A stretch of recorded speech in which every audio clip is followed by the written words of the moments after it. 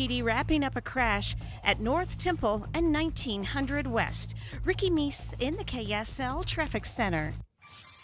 A cloudy day today with the high expected to hit 61. Tomorrow, the temperature drops to 52 as some light rain rolls in. Sunday, dry and a high of 56. And then on Monday, a chance of showers and a high of 62 as many kick off their spring break. Right now, it's mostly cloudy and 56 degrees. I'm Heather Peterson from the KSL Common Spirit Health Studios. Listen online at kslnewsradio.com. We're Utah's news, traffic, and weather station. Inside Sources. Inside Sources. Utah's top political experts break down the first 100 days of the new administration and discuss the day's biggest stories. Only on KSL News Radio.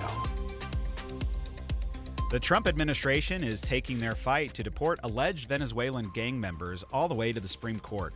This morning, the administration filed an appeal to the highest court in the land as they try to restart deportation flights for people the administration claims as dangerous gang members in the United States illegally. Welcome, listeners, to Inside Sources on KSL News Radio. I'm your host, Adam Gardner, here with Marty Carpenter. Marty, It's always a pleasure to have you in the studio. This is one of my favorite combos. If it has to involve me, I bet this is one of my favorite combos. If it does, I got lots of higher combos rated on my list. I love it. That don't involve me. I love it. You used to host KSL at night, and then I did, but we never overlapped. So Correct. It's always a pleasure to get to host with you. You'll recall the drama with the White House, Department of Justice, and the District Judge James Boasberg a few weeks ago after two flights full of migrants landed in El Salvador after being verbally ordered to turn around by the judge. We're going to break down the latest developments with KSL legal analyst Greg Skordas in just a minute. But first, I want to begin with the latest from ABC News' Stephen Portnoy. The administration's move comes 2 days after a D.C. Circuit Court panel upheld Judge James Boasberg's temporary order blocking further deportations of Venezuelans under the Alien Enemies Act. The Justice Department argues that Boasberg has inserted his court into delicate matters of national security and diplomacy that took weeks to line up. The appeals court above him ruled 2-1 that his temporary order should stand. It's set to expire tomorrow, but immigrant rights groups are seeking an extension.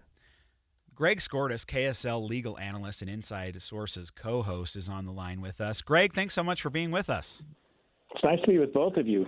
Hey, Greg, what is the Alien Enemies Act, and why is it still on the books after more than 200 years? So the Alien Enemies Act is from 1798, and it allows that when you're at war with a country, you can summarily deport people from that country without going through the normal process, because I know a lot of people in America are frustrated with the deportation process. It can take months, it can take years, and sometimes people are out while they're going through the deportation process. So Trump and his administration has found what they consider to be a way to get around that by declaring that the Alien Enemies Act of 1798 applies, and that these criminals from the street gang called Tren de Aragua, a Venezuelan street gang, can be summarily rounded up and deported without the normal due process, without a hearing, without going through an immigration court, and they're being sent off to this brand new fancy prison over there in El Salvador. All right, so just because a law is old, of course, doesn't mean that it's not valid. The Constitution is old and Constitution is pretty old, right? So we base things on that.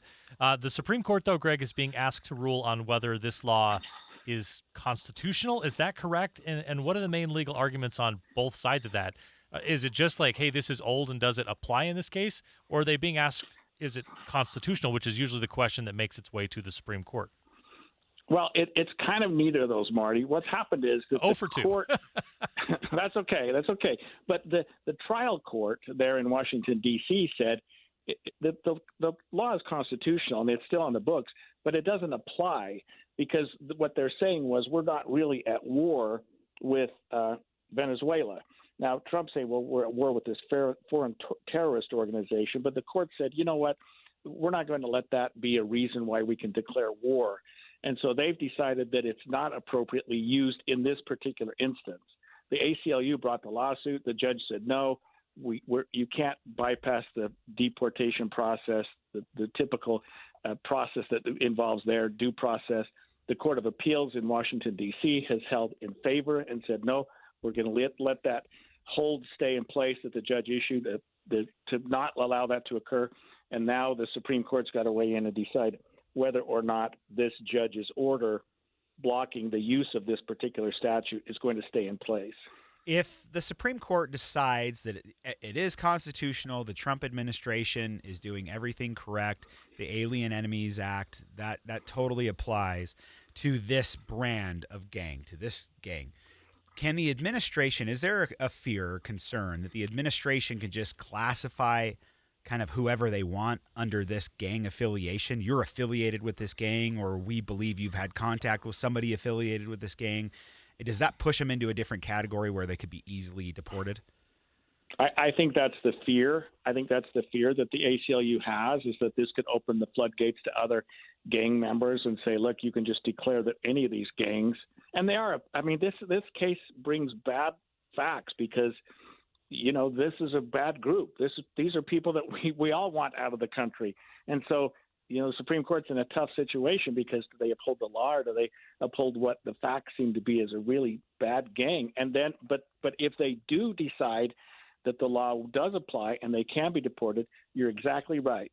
What's going to happen to other members of alleged street gangs from other countries? Are they just going to be summarily deported? And that, I think, is the fear. Are the people we're talking about here, the people in question who've been deported, is there any reason for, I just want to get like a fundamental base level set here. Are they all non-American citizens, and or are we in some way concerned that somehow some American citizens are getting mixed up in this group? How does that play into this, Greg? Yeah, that's a good question. So I think it's fairly well established that they're all members of this Venezuelan street gang called Tren de Aragua. So they're all foreign, and so they're not U.S. citizens. The question has become, though, Marty, are they really members of this gang, or they just happen to be Venezuelans that are in our country? So if you classify them a member of a street gang that we're at war with, yeah, they can be summarily deported. But that doesn't necessarily apply to Venezuelans in general. And I think that's what the ACLU is saying, that you're just pigeonholing so many of these people and saying they're part of the street gang, so therefore they should be deported without going through any sort of court hearing to determine whether or not they are part of a street gang. And of course, those of us that have done gang prosecution, it's hard to say somebody's a member of a street gang just because you believe that they have some tattoo or something like that. I think it's interesting that we haven't really gotten into this a lot, but these are all Venezuelans, right? So they have committed crime in the United States. They're illegally here from Venezuela, and we are sending them to El Salvador, and they are being put in a prison, which doesn't seem like there's a trial or anything. We're just unloading them off a plane directly into an El Salvadorian prison. That seems to be, I'm not saying that's a wrong thing. I think a lot of these guys are really bad and should be in prison for the rest of their lives. I'm just very confused at what the due process is like when you're deporting someone from Venezuela and sending them to El Salvador and going into prison there. How does that work? It's a huge question. No, I know. And that's another issue. El Salvador has this beautiful 40,000 bed prison, and they're looking for tenants. And of course, the United States can pay a fee to have their people sent there and housed there. But what happens there? Are they being given adequate medical care? Is there cruel and unusual punishment? Are they given food? I mean, who knows what those conditions are like? Because in the United States, when we imprison our inmates, Adam, we know that they have certain rights in terms of health care and other necessities, but we don't have any control over what happens with people that we send to another country, especially to another country's prison. And that's a whole other level of concern that people are having with this mass deportation. We have about 10 seconds left. What's the timeline on this for the Supreme Court to take it up? Yeah, the government's application, the ACLU has to file their response by 10 a.m. on April 1st. So this is going very, very quickly. The Supreme Court, I imagine, if you call me a week from today, we'll have more news on this. Greg Skordas, KSL legal analyst. Next on Inside Sources, the Trump administration has been making several cuts to foreign aid as they work on their America First agenda. But what exactly is being cut? New documents are giving us the answer. We're going to discuss that after the break. Dave and Dujanovic. If you're driving to work or you're driving the kids to a soccer game, we're your in-car companions. People will come up to me and say, "Oh, I talk to you every day. You don't realize it because I'm talking at the radio, but I talk to you every day." Listen for Dave and Dujanovic 9 to noon on KSL News Radio. Hello, everybody. Happy Friday. Amanda Dixon broadcasting live from the grand opening of the new Bedrock Quartz location. We are here in Sandy, and I'm with the CEO, Alan Jorgensen. How are you, Alan? I am great. It's great to be here with you today. This is beautiful. And what a great location. Yeah, we're really excited about being here in Sandy. Our family that owns the business actually grew up in Sandy, and we still are here. And it's like coming back to home, really, to be in this area. Yeah, really excited about it. We're here at 8916 South State, just right on the corner. So convenient for everybody. This is a family company for how many generations? 4 generations in total. Our grandfather had one of the first laminate countertop shops in the state, and then our father grew up working with him, and we grew up working with our fathers, and some of our kids work with us and have worked with us now. And you've helped my husband and I with 3 different bathrooms, and what I love so much is how easy the process is. When you walk in, you start at number 1, then you go to number 2, and then number 3. Tell people what that's like. Right. We're trying to make it simple too, as you come in to demystify the process, so you can choose the materials to work with, and then there's sinks and faucets that all come together, tile backsplashes often.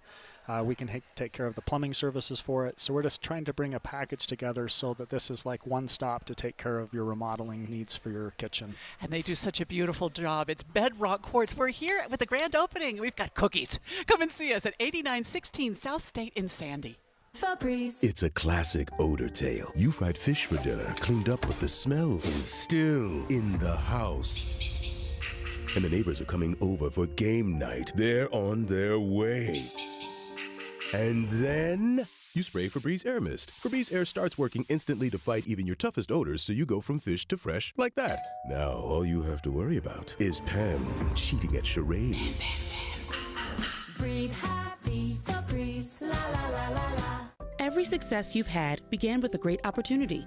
Now there's another one. At University of Maryland Global Campus, we provide no-cost digital resources in place of textbooks and most courses. And that's not all. You'll receive your accredited online education at an affordable tuition with a choice for more than 135 degree and certificate programs. With online and hybrid courses, get everything you need to succeed again. Learn more at umgc.edu, certified to operate in Virginia by Chev. Be advised, this is your opportunity to save up to 40 to 80% on a hot tub or swim spa. This weekend only, today through Sunday. Mountain America Expo Center, Sandy. Be advised, this is your opportunity to save up to 40 to 80% on a hot tub or swim spa. This weekend only, today through Sunday. Mountain America Expo Center, Sandy. 18-month interest-free financing. Our factories have demanded we sell 1,000 hot tubs and swim spas this weekend. Mountain America Expo Center, Sandy. Huge factory incentives, factory rebates, this weekend only. Mountain America Expo Center, Sandy. We can remove your old hot tub. Free delivery of your new hot tub. Hot tub starting at $2,999. Mountain America Expo Center, Sandy. Free delivery of your new hot tub. Just relax and enjoy. Mountain America Expo Center, Sandy. Today, 2 p.m. to 8 p.m. Saturday, 10 a.m. to 8 p.m. Sunday, 10 a.m. to 6 p.m. Free admission, free parking, free delivery. Mountain America Expo Center, Sandy. Call 833-SPA-SALE or visit hottubandSwimSpaSale.com. Oh no, stomach issues again? Stomach issues? Who are you? Your pancreas. I could be the real reason for your diarrhea, gas, bloating, stomach pain, or loose oily stools. I thought it was my stomach. People often do, but any of these symptoms could mean having a condition called exocrine pancreatic insufficiency, or EPI. With EPI, the pancreas doesn't release enough enzymes to break down food, but EPI is manageable. Use the symptom checker on identifyepi.com and speak with your doctor. That's identifyepi.com. Sponsored by AbbVie. It's your last chance to get Disney Plus and Hulu together for just $2.99 a month. Definitely a very smart move. Get both and watch Star Wars Andor Season 2 and Mufasa the Lion King on Disney Plus. There's a lot of stories with all of us. On Hulu, it's the new season of The Handmaid's Tale and A Complete Unknown. Give a warm welcome to Bob Dylan. Don't miss your last chance to get Disney Plus and Hulu together for just $2.99 a month for 4 months. New and returning subscribers, 18 plus only. After 4 months, plan auto renews at $10.99 a month until canceled. Offer ends 3/30/25. Terms apply. Any Hour Services free furnace sale is going on right now. If you haven't scheduled your free estimate yet, do it now. Call Any Hour Services today or schedule online at anyhourservices.com. Inside Sources. Inside Sources on KSL News Radio. All right, as the Trump administration, working with DOGE, has cut many foreign aid programs, many people have wondered which programs were actually cut. Some of these things move pretty quickly. We're in the, as I like to say, we're in the butcher knife stage of this, not so much the scalpel portion of this process. So people are wondering, which programs were actually cut. What might some of the far-reaching effects of those cuts be? Documents obtained by Politico give us a clearer picture of the foreign aid cuts. So let's dive in and talk about that a little bit, Adam. Your thoughts on just generally some of the programs being cut? I mean, I can give you just a couple of these. $880 million for the Vaccine Alliance, which helps developing countries produce vaccines. $262 million in UN AIDS, the United Nations HIV program. $57 million in tuberculosis research granted to Johns Hopkins University for a 5-year period. Another $6.5 million to improve management of tuberculosis resistant to treatment in countries supported by USAID.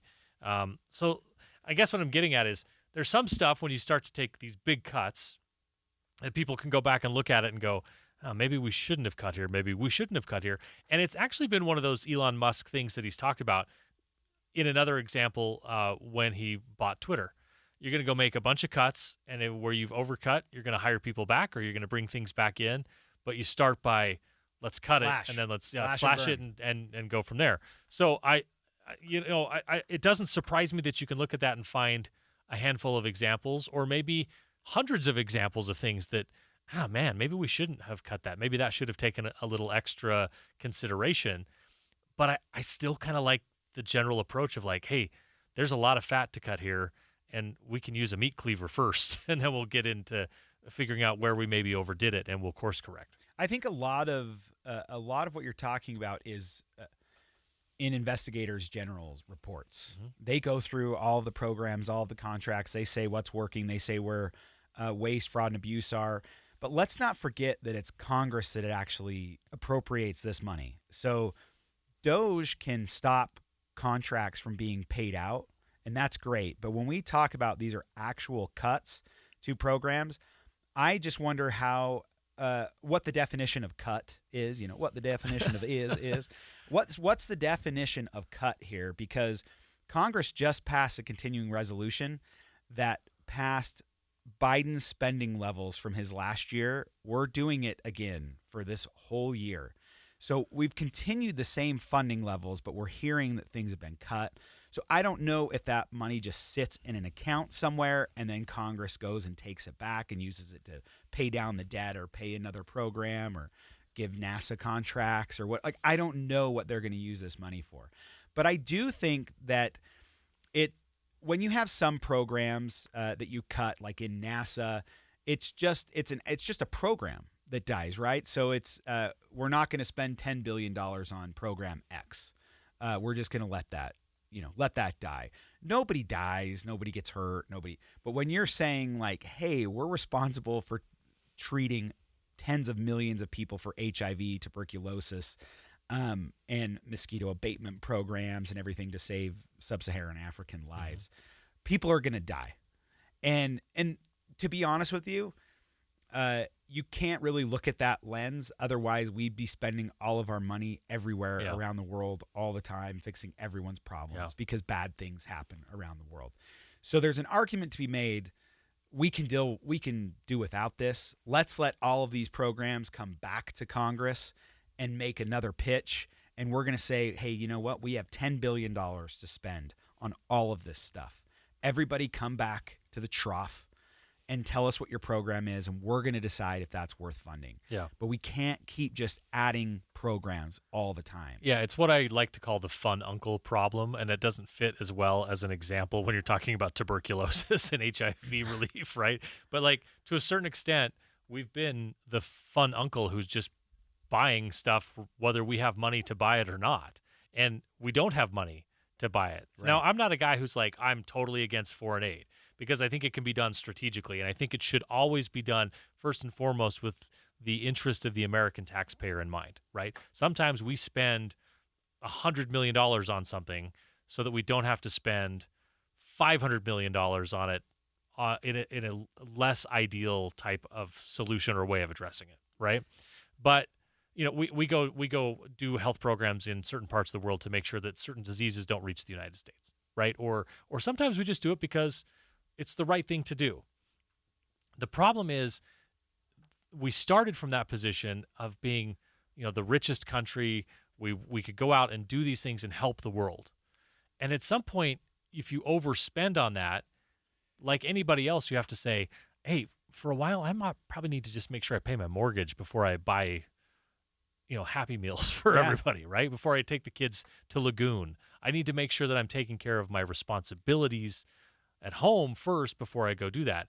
And it feels like we're hitting a point of like recognizing we have to have a great reset on that. Have we gone about it perfectly?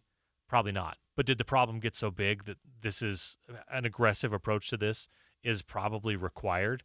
I think so in a lot of ways. I would love if this process, as imperfect as it is, forces Congress to act, forces Congress to say, whoa, Elon, we get what you're trying to do, but hey, we've been working on this for a long time. Help us. Let's get everybody in the room. Let's bring all of these agencies up to Capitol Hill and let's prioritize and spend. But we're not seeing a lot of that action from Congress, which is where it should be happening. I want to go through just a second of why foreign aid is important. I'm not saying every program is important because there's a lot that can be cut. I agree with that. But just why do we do it? Why did we start doing it at the beginning? Foreign aid contributes to global stability and reduces the need for military intervention. A lot of our precious minerals and metals come from Africa, come from Asian countries, and come from South America, oil-rich countries. If we do not take an interest in helping them doing humanitarian work there, if there is a vacuum that is created, who wants to fill that vacuum? China, Russia, Iran, other bad actors. It's imperative that we, and you can probably call it a bribe too, that we pay these third world countries off in humanitarian assistance in exchange for critical minerals that we need, in exchange for them to be our allies. And we've been doing it in Africa for a long time, and the majority of Africans and African nations have very positive views of the United States. That's not said of everybody, because whenever we pull out of somewhere, who moves right back in? China. China and their Belt and Road Initiative, they're the ones stepping in to fill our void.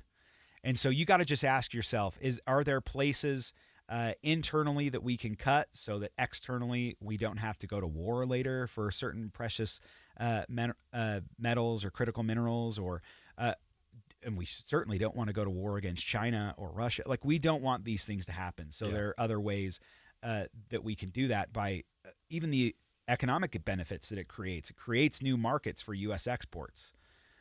That's important. So to open these markets, we have to go in there and we have to help. So you can make an argument like, no, that's not what we should be doing right now. And especially since trade is not very important to this. Make America great again, this America first notion is everything should be done in the United States. We shouldn't buy anything from anywhere else. And so that's a perfectly fine argument. Until we get there, we're going to have to trade with people. Yeah. And we're going to have to make our stuff that's really expensive to make here somewhere else. Yeah. This is where I think government could be better just from a communication standpoint, right? You should have a process in place where you say, this is why these things are priorities. And they don't just stay on something that we're spending on, and the check gets written and we don't even think about it. That's a lot, I think, of what you've seen with USAID. But you should have a better apparatus, a better system to explain to the American people, hey, the reason we do this one isn't maybe this sounds really harsh, but maybe it's we don't actually care that much about tuberculosis. What we care about is this mineral that we need to make your iPhone. Oh, yeah. Okay. People go, so we can help people with tuberculosis and get the thing I need to make my iPhone? Okay, great. Now I'm on board, right? But I just need that explanation, and I think that the American people would benefit from having a little more insight into that. And, of course, it's asking people to pay enough attention to do that as well. All right. When we come back on Inside Sources, we'll come back to Utah. We'll head just up to our own Capitol Hill. Governor Cox vetoed and signed the final bills of the 2025 Legislative General Session. We've got a breakdown of that when we come back. 1:30 at KSL News Radio. I'm Heather Peterson. KSL's top story this hour: an 8-year-old boy is dead in Saratoga Springs. Police say he was found dead in his home this morning. They also say a 43-year-old woman was found in critical condition, and it's unlikely she'll survive. Police tell KSL TV's Alex Cabrera, who's been on the scene all morning, that a 17-year-old and 15-year-old were both in the house, and the 17-year-old called police. As far as a suspect or anything like that, we don't have any sort of information on that. And if they are looking for somebody, typically you would think the police department would release that information to the media so we can help get that information out there if they are looking for someone. But it doesn't appear to be that is the case what's happening here at the scene right now. So we don't know yet how the child died or how the woman was injured. Our top national story this hour from ABC News. President Trump says he had a productive call with Canadian Prime Minister Mark Carney. Their phone call comes amid what appears to be an escalating trade war. We also got a readout from the Canadian side, and they mentioned something very specific that the president did not, that the Prime Minister of Canada is going to put in place retaliatory tariffs next week in response to the tariffs that the president is putting in place next week. Those 25% tariffs on autos coming into the United States and auto parts. First, the autos would go into effect on April 3rd, auto parts within a couple of weeks. ABC's Karen Travers reporting. Your money at this moment, not looking good. Dow is down 759 points. The S&P down 116 and the NASDAQ down 489 points. Coming up, a major crash on I-15 in Utah County that's blocking lanes. KSL emergency traffic is next. KSL News Time 1:32. The sources where we get our news matters. When you listen to Utah's Morning News, we want you to feel the stories are important to you and trustworthy. This is Amanda Dixon. And I'm Andy Farnsworth. Join us weekday mornings on KSL News Radio. Hello, everybody. Amanda Dixon here at the grand opening of the new location of Bedrock Quartz. We are here at 8916 South State, and Alan Jorgensen is with me, the CEO of Bedrock Quartz. You have locations all over the place, though, Alan, don't you? We do, and we're excited to add this one, but we're in St. George, Spanish Fork, Pleasant Grove, Park City, Murray, Layton, West Jordan is our headquarters, and then now in Sandy. You know, I'm thinking about the one bathroom that you helped us redo. I wish that we had done it sooner. Because, you know, it's the little things in life that bring you joy. When you get up in the middle of the night like I do, stepping into that shower can be a joy that helps you get out of bed in the morning. People should put it off. We hear that from people a lot, that like they wish they'd done it sooner, because you just enjoy these spaces in your home and your kitchen and your bathrooms. They create wonderful spaces that we just love to be in. Yeah. Now, is this the time of year when people get thinking about remodeling, or is it an all-year thing? Well, we hope it's all year, but yes, I think in the spring we tend to start thinking of cleaning out areas, organizing, and doing these projects, and it is a wonderful time to do that. We have great promotions and offers going right now, and invite you to come in and see those. Yeah, please do, because I'll tell you, you know, life is short. We should have nice bathrooms and kitchens, and it's not a hard process. You can come and find out. See us here at the brand new location of Bedrock Quartz, 8916 South State. Patrick was way behind on his IRS taxes. I was in way over my head. The total amount ended up being somewhere just over $30,000. $30,000. Then the IRS came to collect. Started getting letter after letter. A lien had been filed against me. They were going to basically hang me completely out to dry. He had to do something. That's when I reached out to Optima Tax Relief. Patrick's life quickly got a lot easier. It was very easy, pretty much hands off. You know, they picked up the ball and ran with it. And how'd it go? I couldn't believe it. I had to ask 2 or 3 times. I saved an incredible amount of money. How does Patrick feel about Optima? Couldn't be happier. They definitely helped me. Optima Tax Relief, the best place to call. They're the best in the business. Do what Patrick did and call Optima Tax Relief for a free consultation. Call 800-343-6460. 800-343-6460. 800-343-6460. Optima Tax Relief. Testimonial from an actual client. Some restrictions apply. For complete details, please visit OptimaTaxRelief.com. At Trio Senior Living, older adults aren't slowing down. They're just getting started. The Prime Fit Wellness Program expands wellness beyond the gym into every aspect of community life. Whatever your goals, the team at Trio Senior Living has got your back, so you can put your best foot forward. Call 801-475-4004 today to schedule your personal visit. Take advantage of Yes Heating, Air Conditioning, Plumbing, and Electric's $99 or it's free mainline drain clearing special. That's right, $99 or it's free. Feel secure knowing the trusted professionals at Yes guarantee that if we can't clear it, you don't pay for it. Whether it's a small clog or a larger mainline sewer drain issue, the experienced technicians at Yes are ready to solve all of your drain problems. Call now or visit theyesmancan.com for details, terms, and conditions.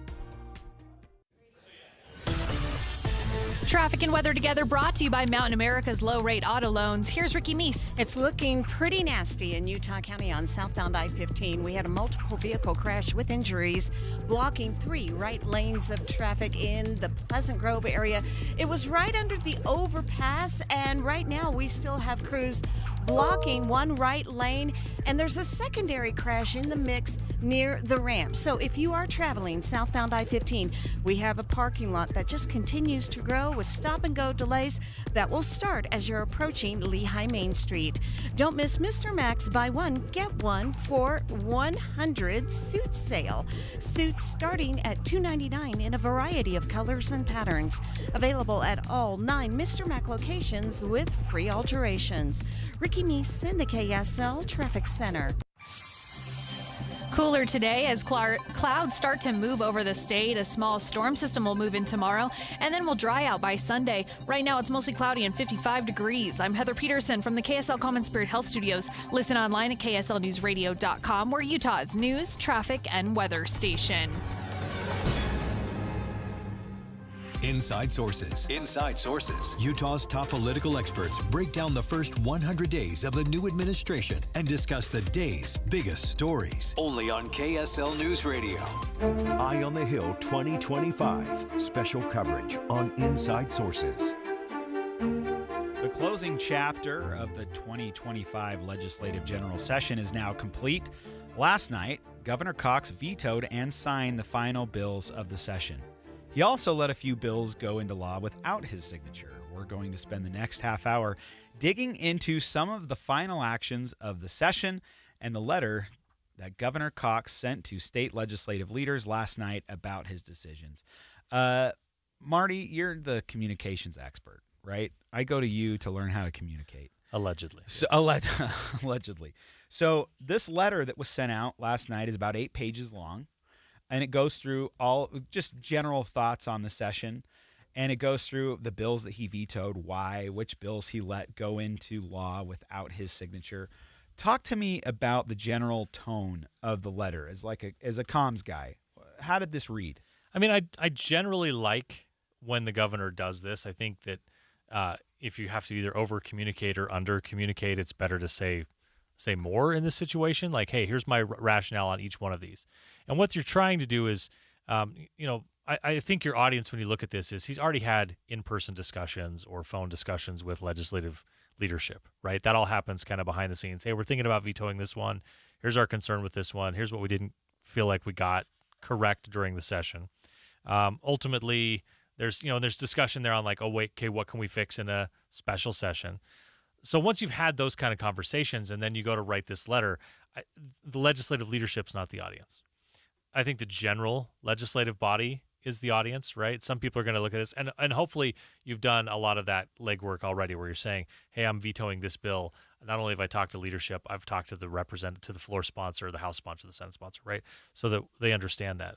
And so then your audience becomes like, all right, this is mostly for the public, which is in essence the media in this case, to go ahead and look at it.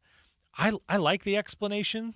I like going through it and saying, hey, here's where I'm at on each one of these bills so people can understand exactly what my thinking is. I think that's helpful. Yeah, I agree.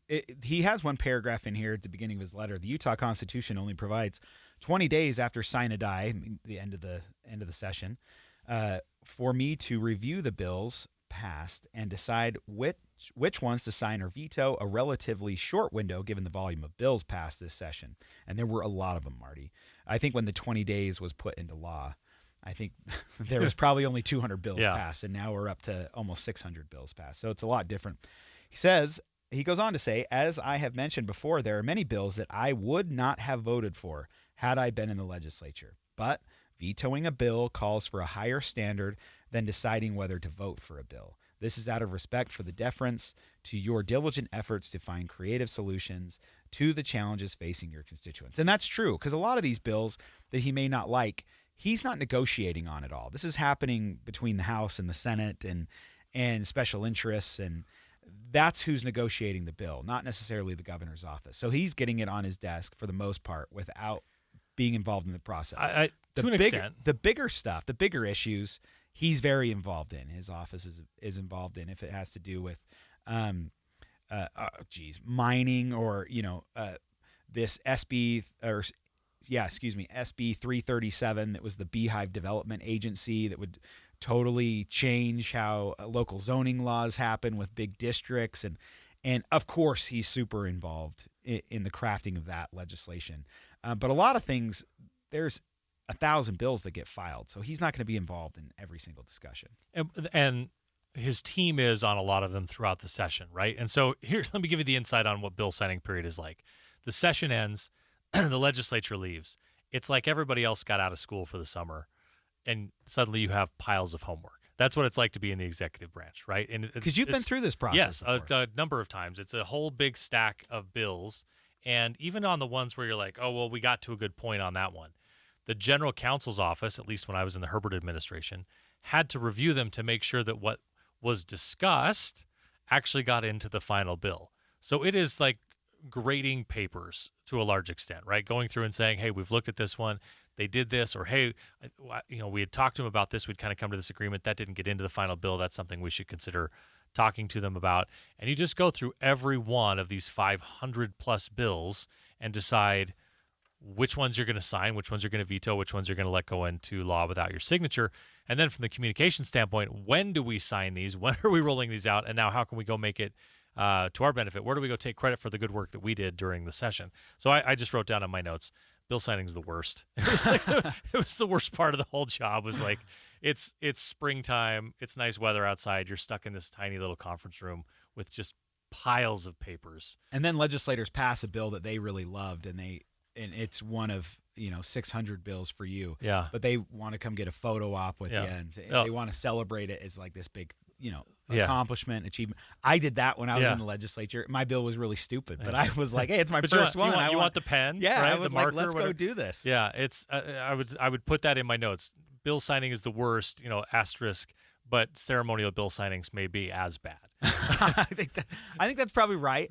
But I think it's a good thing. One, I think it helps bring publicity to whatever you're doing. You pass these transportation laws or these like a sex trafficking law or whatever, and you want to get the word out on these bills. Here's what the new law is. Here's why this is a big deal. We passed tax cuts, so we're going to do a ceremonial signing because we want everybody to know that we passed tax cuts, and it was a big deal. And so those are kind of necessary evils, just like signing. And the political back scratching of, hey, we'll have this ceremonial bill signing, and then we'll invite these representatives over, these senators over. We'll sign it. We'll give them the pen. They get their picture with the governor. There's the pomp and circumstance of all of that. So that all goes into what are some of the bills that were most surprising that got either vetoed or went through without the governor's signature? I'm always intrigued by the ones that end up going into law without a governor's signature, because I was always shouted down on this.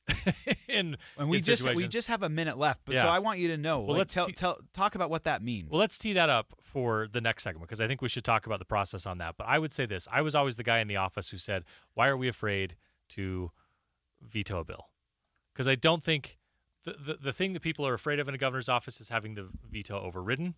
And I just don't think it's that big of a deal. So you're saying veto it, even if it gets overridden, it doesn't necessarily matter. I mean, that was my perspective when I was in the executive branch, right? When I can see it from the legislative point of view of like, hey, we don't have to always pick fights. But, when I was advising a governor, that was generally what I would say is, why are we afraid to go ahead and hit that veto stamp? And what's the response? Why pick the fight? And This is where I am on And it. do I care that much? Yeah, Like, I really right. think this is a stupid And bill. each governor sort of gets to set that standard. I mean, you read that section from the letter where the governor says that this is a higher standard than just whether or not I would have voted for the bill. To veto it is to say, you guys are essentially up in the night and we need to go make a change. Because a part of you goes, well, if I would have voted no on this bill, now I'm the governor, so I get to veto it. Yeah, so I get one vote. I and think my the vote bill is is no. bad, Yeah. so I'm going to say no. Yeah. It's a great point. I can't wait to get into that with you, kind of learn the history of this and how it works on the inside. Next on Inside Sources, our in-depth coverage of the completion of the legislative general session continues, so stay with us. You trust us for news and information in your car. Now trust us at home. KSL News Radio has you covered, keeping you informed on the latest breaking news, weather, traffic, sports, and more. Listen on your Amazon Echo or Google Home device. Just say, Alexa, open KSL News Radio. Or listen on the KSL News Radio Listen app. Text the word app to 57500. KSL News Radio. We have you covered. Good afternoon, everybody. Amanda Dixon broadcasting live from a party. It's the grand opening of the new Bedrock Quartz store here at 8916 South State, and Scott Nichols is with me, the Director of Sales. How are you doing, Scott? I'm great. It's so good to see you, Amanda. It's a party. It is a party. This place is packed. Now, you've got specials for people today here at Bedrock Quartz. I do. We are doing a promotion that is 0% for 18 months, for a full year and a half. Oh, You'd wow. come, pick whatever countertops you'd like us to install, and pay 0% for a year and a half. Oh, that's fantastic. Plus, you can enter to win something, right? That's right. So come to our new Sandy location, enter your name to win $5,000 in Bedrock Quartz products and services. Will you tell me about this? I mean, when I look at the wall, I've never seen that many colors of countertops in one place, but you have a whole bunch of these by the square foot. How does that work? Yeah, so our big point of difference here at Bedrock Quartz is that we offer 100 different stone options, from quartz to granite to quartzite to marble, and we sell it all by the square foot. So you only get charged for what we actually install. Most other places you have to go buy multiple slabs, and they're going to be a ton of waste, and that becomes your problem. At Bedrock Quartz, we make it really, really easy. Boy, that is so important, and I didn't even realize that. But that one bathroom that you did for us is so small. That's right. And that probably only used a really small amount of square That's foot. right. Oh, wow. That's and as you wonderful. know, you certainly didn't get charged for a No, full slab. I did not. right? I mean, this is what I love. There's something in everybody's price range here Absolutely. at Bedrock Quartz. Come down and see us and get entered for this drawing. 8916 South State. As a fan, you know all the important sports cliches. And when you save money by bundling your home and auto with Progressive, you can get out there and give it 110%, even though that's mathematically impossible. And remember, failure is not an option. Well, it's always an option, just not a good one. But you're not worried because you've got ice in your veins. You're on fire. How can both of those things be true at the same time? Well, that's between you and your doctor. So get out there and leave it all on the field. Leave what? Who cares? Just leave it and save with a bundle from Progressive. Progressive Casualty Insurance Company affiliates and other insurers. Not available in all states or situations. Wesley Financial Group is not a law firm. Are you a victim of the timeshare trap and think there's no way out? I'm Chuck McDowell, founder of Wesley Financial Group, the original timeshare cancellation expert. And I'm here to tell you that there is a way out. All you need to do is give my office a call. I will send you a timeshare exit information kit absolutely free, explaining how the timeshare industry works and your options for cancellation. Call Wesley now for your free info kit. 800-961-5544. 800-961-5544. Emergency traffic on KSL News Radio, brought to you by Mountain America's low-rate auto loans. We still have the cleanup of this crash in Utah County, southbound I-15 at Pleasant Grove. A right lane is still blocked, so they have opened up some lanes of travel, and most of the emergency crews have left. However, we have slow and go and stop and go delays that stretch into Lehigh. If you're coming from the point of the mountain on southbound I-15, these delays are waiting for you just after passing 2100 North Lehigh. Wasatch Front businesses and property managers. GoPave Utah provides all asphalt repairs for your parking. For patching and paving along the Wasatch Front, contact GoPave Utah. GoPave Utah, GoPaveUtah.com. Ricky Meese in the KSL Traffic Center. Meanwhile, at Xfinity. So, influencer life going well? Oh, yeah, I'm up to 32 followers. Oh, that's something. Yeah, posting my tap dancing videos is easier than ever because we engineered Xfinity Internet with 99.99% network reliability. Plus, Xfinity Mobile with Wi-Fi Power Boost gives you ultra-fast Wi-Fi at home and on the go. But wait, tap dancing? You don't tap dance. Hey, what I lack in skill, I make up with passion. Do more of what you love and love how fast you do it with Xfinity Internet and mobile. And now through April 21st, get 300 megabit Xfinity Internet and one unlimited mobile line together for $25 a month for 1 year and save $1,000 in your first year over Verizon and AT&T. Learn more at Xfinity.com. Requires paperless billing and autopay with stored bank account. Restrictions apply. Equipment, taxes, and fees extra. After promo, regular rate supply. Savings compared to Verizon 5G Internet plus one unlimited welcome line and AT&T Internet 300 plus one unlimited starter SL line. Xfinity Internet required. Actual speeds vary. Reduced speeds after 30 gigabits of usage per line. Data thresholds and actual savings vary. Be advised, this is your opportunity to save up to 40 to 80% on a hot tub or swim spa. This weekend only, today through Sunday. Mountain America Expo Center, Sandy.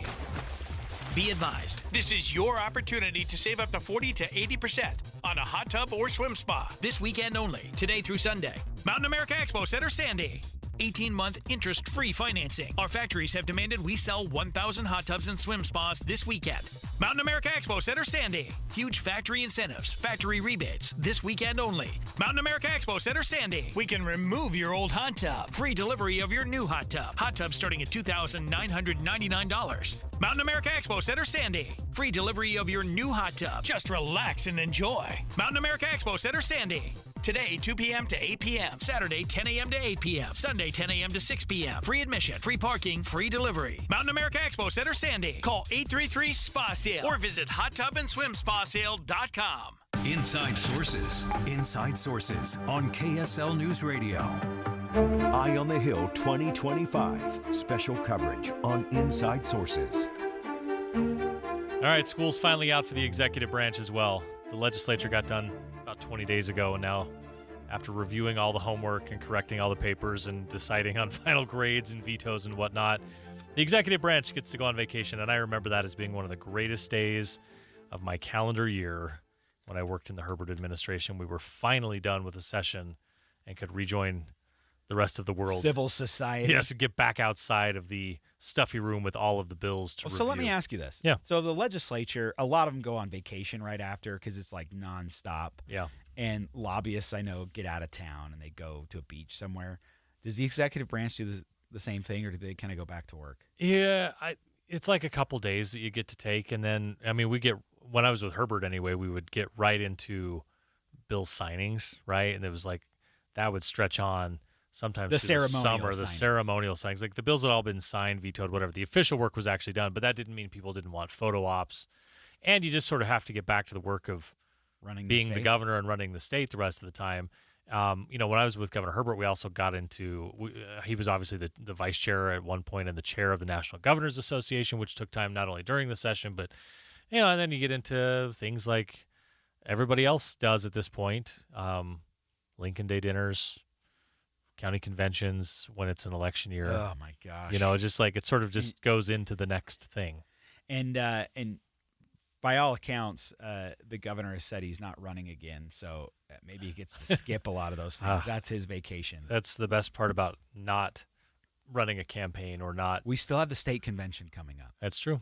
That's true, and that's always exciting. So, hey, we were talking about these bills that the governor decided to take action one way or the other or not take action on, and we didn't really get into any of the specifics. We kind of talked about the tone of the letter, so it's probably worth looking at some of the decisions made.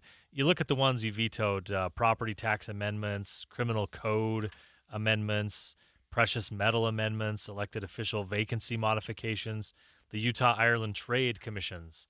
I know you were following that bill very closely. Very closely, just so closely. Which one of these jumps out to you? I mean, you posed the question to me. I'll come back to you with someone who actually has some real insight on this.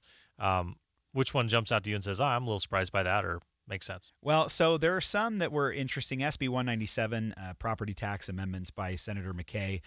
This was kind of a cool way to look at how we do some property tax abatement. It's called the Circuit Breaker Program. So there are those that or don't have the income or too old or can't pay their property taxes after their house is paid off and the income's just not there. So if they get any type of abatement or help from the government still has to collect that money from somewhere. So everyone else's taxes go up a little bit. They're spread out over everybody else in the county. And so this was saying, instead of having them be totally forgiven, what they're going to do is just be banked later. So that money will get paid, but eventually, and it'll be paid for out of your estate. So when your kids take over your stuff, they'll have to pay that out of your estate, all those taxes that have been tax relief that has been accumulating. So the government still gets the same amount of money back. That passed the legislature, and I hope Dan McKay's not listening and I butchered this bill because I wasn't following it as closely as I should. And so anyway, they said no. We've heard that that's going to be really too difficult to implement. We're fine with the way it works right now. We like this philosophy better, but I appreciate the work of Senator McKay.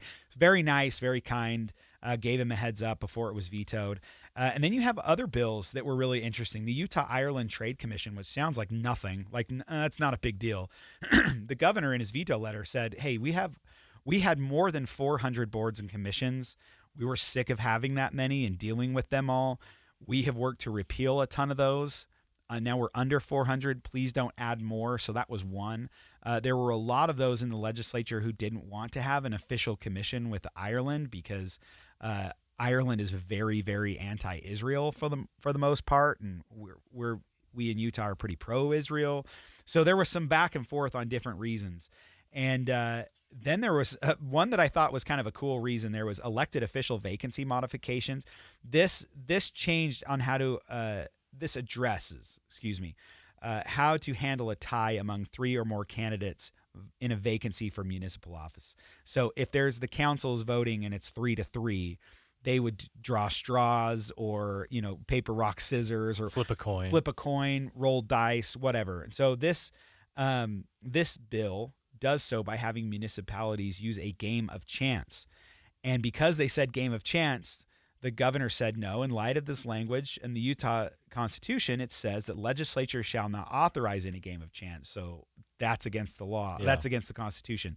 So I'm vetoing it for that reason. So I just thought that was kind of a fun. HB 306 Precious Metals Amendments. This would require the state treasurer to hold a competitive procurement process to find a company to operate a precious metals-backed electronic payment system on behalf of the state.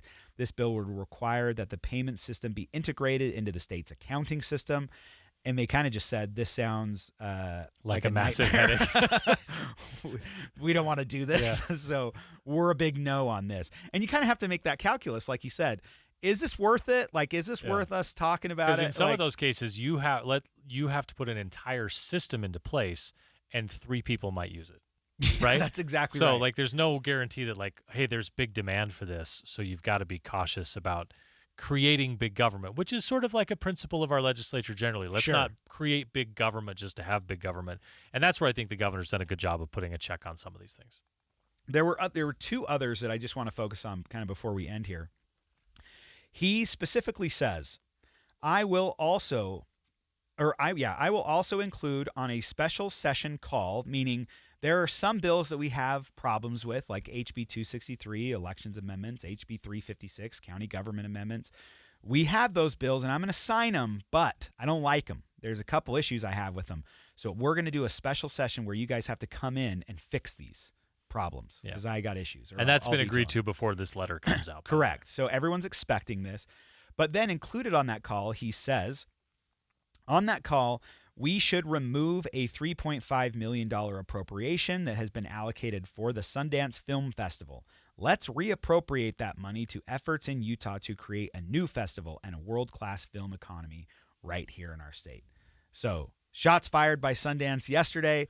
This is the governor coming back. Let's take that money that we applied. Let's get it out of here. Okay, so the one that is becoming law that was not actually signed is HB 77 flag display amendments. That was the really controversial one. It says that schools and municipalities and government buildings are only allowed to have flags of the United States, the city, the state of Utah, military flags, and the Olympic flag. Nothing else. Don't hang anything else from your flagpoles. That is going to be law without the governor's signature. And I don't understand necessarily the rationale for letting it go in without signing it. I guess it's sort of the easy way to say, all right, I'm okay with it, but I don't necessarily want to put my stamp of approval on it. That's really controversial. I don't want to be involved. Yeah, it's kind of an interesting one, but I think that it would be safe to sign that one because I think you'd find that the vast majority of your constituents would be in support of that one. All right, we're going to take a break, and when we come back, we're going to talk about how was this for a tease? Senator Mike Lee in Greenland.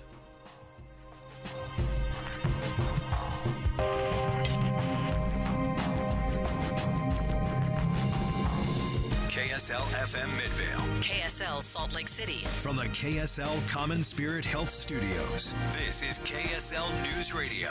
Utah's news, traffic, and weather station. 2 o'clock at KSL News Radio. I'm Claire Scott. KSL's top story this hour.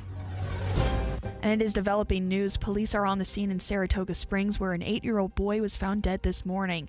Police have now confirmed that the 43-year-old woman who was found in critical condition inside the home was the boy's mother. They say it is unlikely she will survive. Our reporters on the scene have learned a 17 and 15-year-old were also in the home, and the 17-year-old was the one to call police after finding her mom and brother unconscious.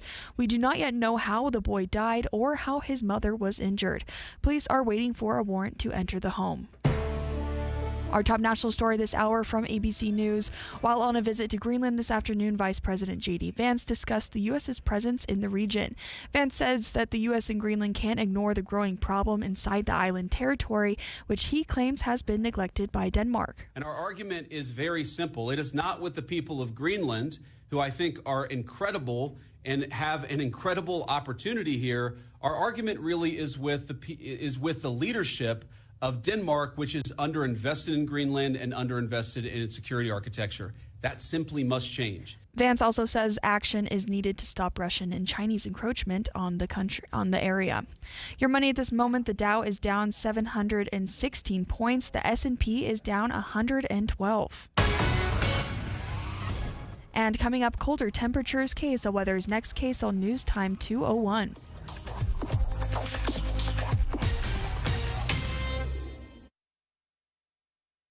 Mornings are for recharging. And they're for starting your day right. We volunteer to join you in the car. Get news and weather at 102.7 FM during the most important part of your day. Andy and Amanda, each morning between 5 and 9 on KSL News Radio. What's up, everybody? I'm Mike Wilson with Any Hour Services. And if you have a drain that's clogged or backed up, after you've tried the plungers and products, the next step usually involves some kind of drain snake or cabling equipment. You see, sometimes the blockage is far enough down the line that you need special equipment that most homeowners just don't have. That's where the Drains Department at Any Hour Services can help. A drain snake can clear most blockages and get the water flowing again, and clearing blocked drains is what our Drains Department does day in and day out. So if you're a homeowner with a drain line that's clogged or backed up and you'd like one of our drain technicians to come and snake the line for you, it's only $29. Yep, you heard that right. Any Hour Services will snake any drain line with normal access for only $29. Sinks, showers, tubs, toilets, floor drains, laundry drains, even that sewer main line that connects to the city. We'll snake any line for just $29. For help with your drain issues, call Any Hour Services at 801-443-7700. You can Google Any Hour Services. You can even schedule online at anyhourservices.com. No one helps more homeowners than Any Hour Services. Hi, this is Doug Wright, and when I go shopping, I'll tell you, these prices are going crazy. And not only the prices, but the portions, the packages are smaller. One thing you can absolutely count on at Ruth's Chris Steakhouse is you always get more. You get more great service. That steak you've always counted on, it's still there, the same size on that sizzling 500-degree plate. When you order, of course, the seafood and the poultry dishes, what you've expected in the past, you get now. You can always count on that at Ruth's Chris Steakhouse, where everything is prepared perfectly to your taste. You're going to love your experience at Ruth's Chris Steakhouse. You just can't go wrong. Hotel Park City or downtown Salt Lake City. And with some of the special events now that are just around the corner, make sure you have your reservations all set and ready to go. You can count on Ruth's Chris, Hotel Park City, downtown Salt Lake City. Joe Montana here. In my football days, I knew the importance of a strong defense. Now I'm sharing how you can help defend your health against pneumococcal pneumonia and invasive pneumococcal disease. Are you 50 or older like me? The CDC now recommends vaccination against pneumococcal disease. Even if you're healthy, your age puts you at increased risk and over 6 times greater risk of hospitalization with pneumococcal pneumonia than adults under 50. Schedule your appointment today at vaxassist.com. Sponsored by Pfizer. For more than 75 years, University of Maryland Global Campus has given you the opportunity to build your next success. Choose from more than 135 degree and certificate programs in career-relevant fields like business, healthcare, data analytics, cybersecurity, and more. Plus, we offer 100% online and hybrid courses, personalized advising, and lifetime career services. Learn more at umgc.edu. Certified to operate in Virginia by Chev. Emergency traffic and weather together brought to you by Mountain America's low-rate auto loans. Here's Ricky Meese. In Utah County, we still have heavy delays. Speeds are improving slightly, but as you're traveling southbound I-15, the brake lights are waiting for you at 2100 North Lehigh, and we'll continue through Pleasant Grove, where we still have the remainder of a multiple vehicle crash with injuries blocking a right lane of travel. Ricky Meese in the KSL Traffic Center. A high of 61 today with mostly cloudy skies. We could see spotty rain showers move in that continue through Saturday. Highs in the 50s and 60s through next week. Right now it is 57 and mostly cloudy. I'm Claire Scott from the KSL Common Spirit Health Studios. Listen online at kslnewsradio.com. We're Utah's news, traffic, and weather station. Inside Sources. Inside Sources. Utah's top political experts break down the first 100 days of the new administration and discuss the day's biggest stories. Only on KSL News Radio. Welcome to the second hour of Inside Sources on KSL News Radio. I'm Adam Gardner here with Marty Carpenter, special guest host of Inside Sources today. Utah's own Senator Mike Lee is in Greenland today, part of an envoy of other government officials visiting a space base in the country. The visit has frustrated a lot of Greenlanders. This is your favorite part of that sentence, space base? Space base sounds awesome. Like I'm in. I was on the fence about the Greenland thing, but if there's a space base, I think we got to take it. Give it to me. The band Ace of Base from the early 90s keeps coming to my head. Ace of Base, space base. Space base. You saw the sign. The visit has frustrated a lot of Greenlanders who are also tired of the U.S. making statements about taking over the country. But it also probably excited a number of them, too. Like, I can't stand when we say stuff like that. They're like, oh, it's frustrated a lot of them. A lot? What is that? So 8 of them? Well, when you're talking about the whole population of the country. So they've done a lot of polling on this. Most Greenlanders want independence from Denmark. They want to be their own country. Only less than 5% of the country wants to be associated with or a part of the United States. So the numbers aren't there for the U.S. So if that's going to actually happen, the U.S. is going to have to go in and just take it, which to me is a pretty... I don't like the thought. That's a bold move, Cotton. That's a bold move, Cotton. So I really don't. It just makes me feel uncomfortable. I don't like us being like the imperial. I like us controlling everything. I like being a hawk on foreign policy and national security. So I like pulling the strings. I don't necessarily like going in and just taking over something. It hasn't ended well for us in the past. I don't like it. This is not going to be like another Iraq or Afghanistan. It's not nation building here. There's 80,000 people that live in Greenland. So it's not going to be hard if we decide to do something like that. But I realize that the message that it sends to the rest of the world is pretty bad. Now, talk to me about your thoughts on this Greenland takeover thing. You have Mike Lee there today with Vice President J.D. Vance and his wife, the Second Lady of the United States. What are your thoughts? So I'm about as informed on the Greenland thing as the average Joe. I'll say that much, right? Do I love the idea of us going in and taking over a country, or in this case, like a massive piece of land that's owned by the Danes?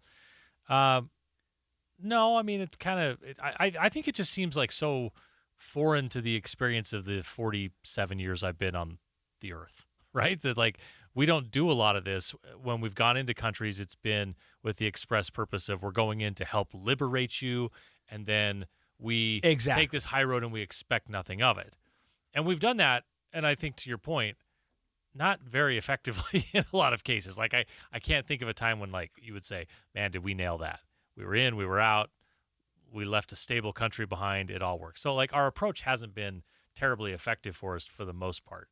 I understand probably just enough to be dangerous about why Greenland could be strategically very beneficial for us. I don't think that that's enough justification to say we go take it. But I guess I'm at the point where I would say I would like to know more about what the potential is there and how we could make this work for a lot of folks.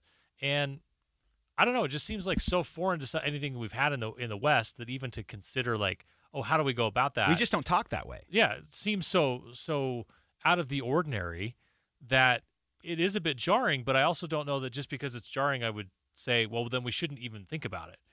Well, let's think about what the benefits are and what the drawbacks are, and then let's make an informed decision on that. So sending an envoy up there to say, let's go kind of get to understand this better seems okay to me. And I was wrong. I said that it was like 5% that don't want to be associated with the United States. It's a 15%. So 85% of Greenlanders don't want to be a part of the United States. So I was wrong on those numbers.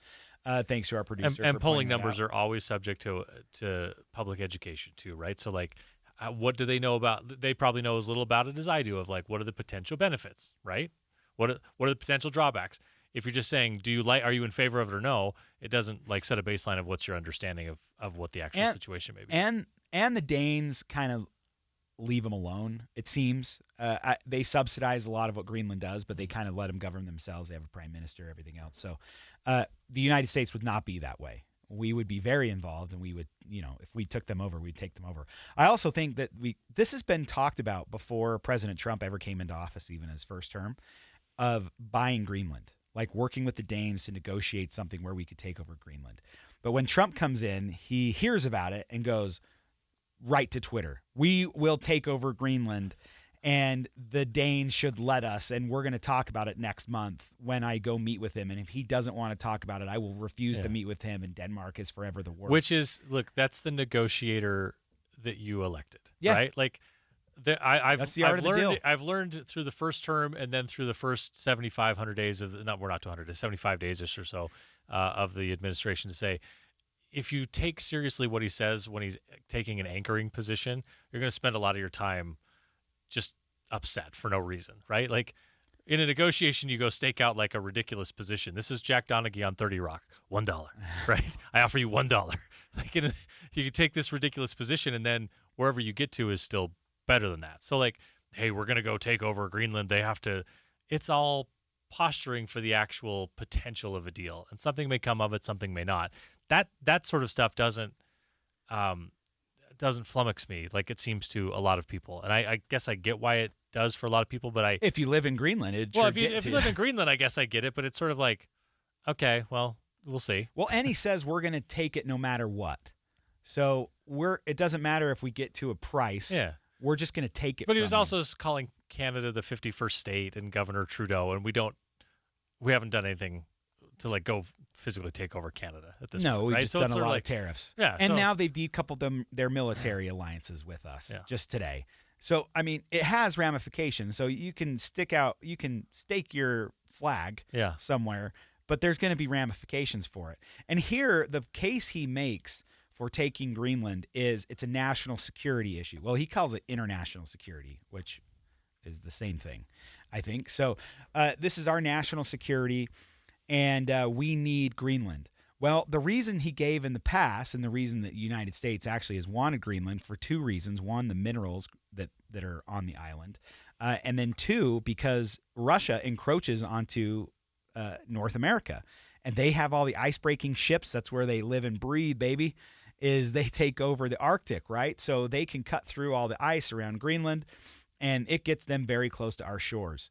And but now we're like BFFs with Russia. And so you can't have it both ways. Are they a national security threat or are they not?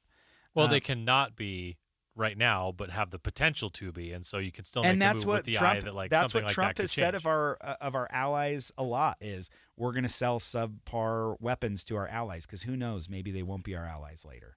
And so it's just this, we've just never seen this before. It's just a weird way of negotiating. And so Denmark really is not playing ball. They've said we will never sell this to the United States. And so the fact Greenland is not happy that J.D. Vance and Mike Lee are there, and both Mike Lee and J.D. Vance are taunting Greenland and Denmark as they go. They're tweeting about it like crazy. And so my thing is, don't let them come. If you're in Greenland, don't let them land. Yeah. They can't be there if it's your sovereign country, so don't let them. So it's interesting to see how both sides are kind of playing this. And if you had to guess right now, like, give me a percentage split, like 50-50 chance we end up with Greenland? 10% chance? 10% chance. 3%, 0% chance, right? But 10 is super high to me. Yeah. Like, 10 is still scary. We're going to save all this money on Doge and then spend it taking over Greenland. Awesome.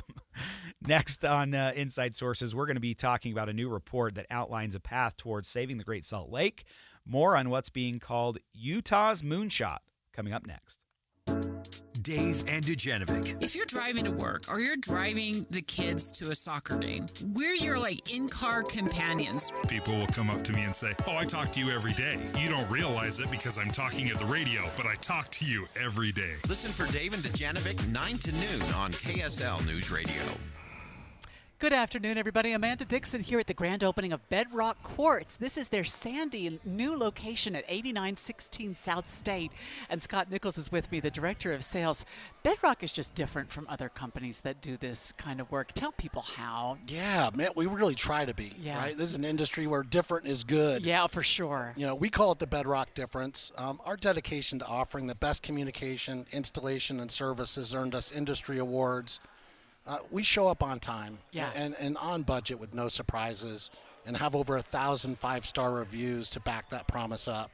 You know, and I mean, we're doing over 30 kitchens every day. Oh, wow.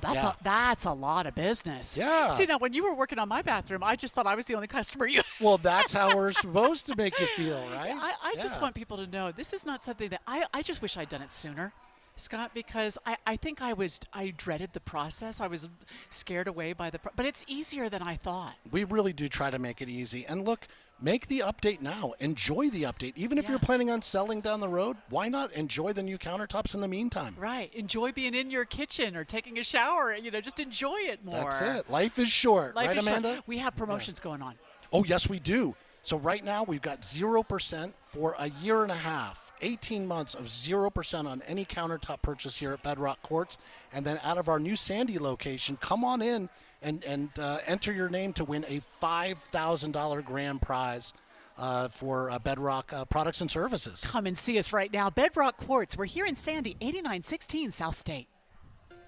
Hey, it's Brian with Olson's Greenhouse. In today's busy world, your home should be your sanctuary. A peaceful retreat where you can unwind, breathe deeply, and recharge. And what better way to create that haven than with flowers? A pop of color in your flower beds, a cheerful container garden by the front door, or a lush patio filled with vibrant blooms can transform any space into a personal oasis. Flowers don't just brighten up your home, they lift your spirits too. Research even shows that surrounding yourself with plants can reduce stress and boost happiness. At Olson's Greenhouse, we grow premium quality plants that make it easy to bring beauty and joy into your life. Whether you prefer bold, eye-catching colors or soft, soothing pastels, we have the perfect flowers to complement your space. And with locally grown plants, you know they're ready to thrive. This spring, create a sanctuary of color and comfort with flowers from Olson's Greenhouse. Find us on Instagram at Olson's Greenhouse Gardens or go to OGG.com to find a retailer near you. That's OGG.com for Olson's Greenhouse Gardens. If you love to travel, Capital One has a rewards credit card that's perfect for you. With the Capital One Venture X card, you earn unlimited double miles on everything you buy.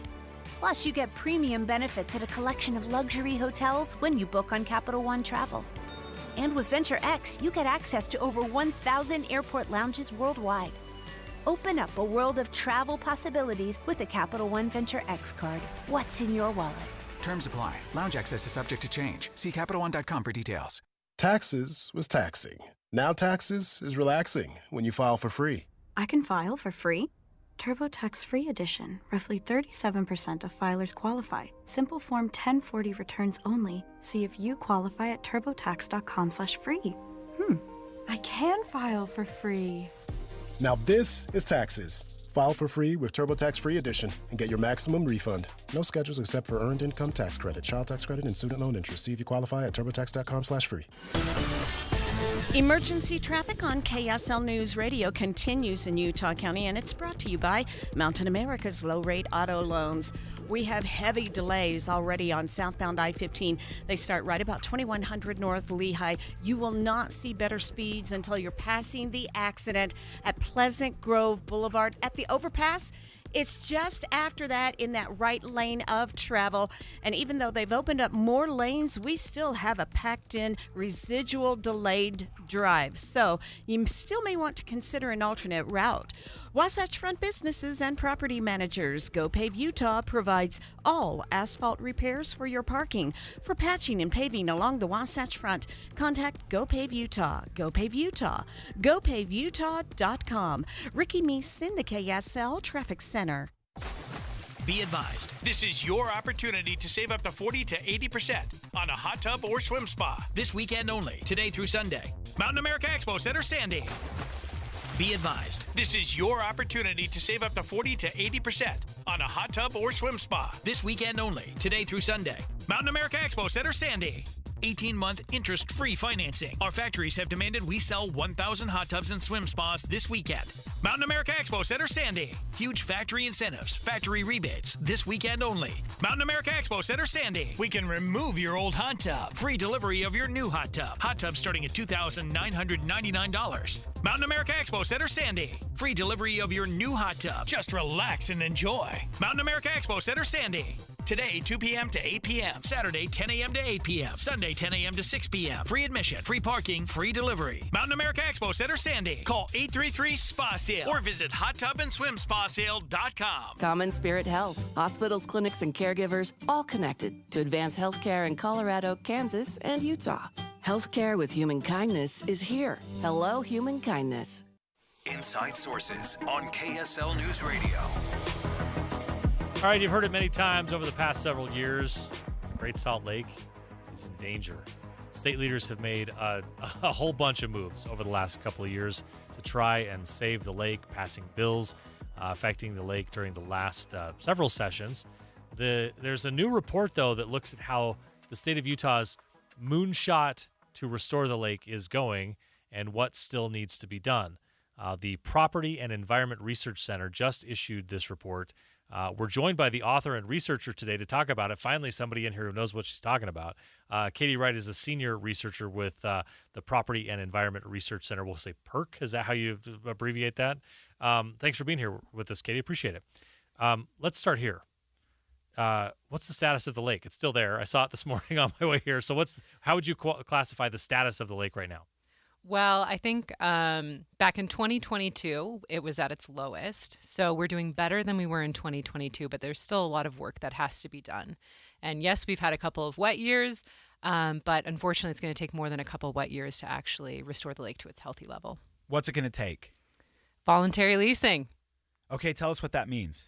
So when you think about water scarcity, it's typically, there's not enough water for the demands that people need it for. In this case, there's not enough water to keep the lake from releasing toxic dust, to keep doing the recreational activities on that. And so we need a method of getting water to the lake. And there are different methods that you can take to do that.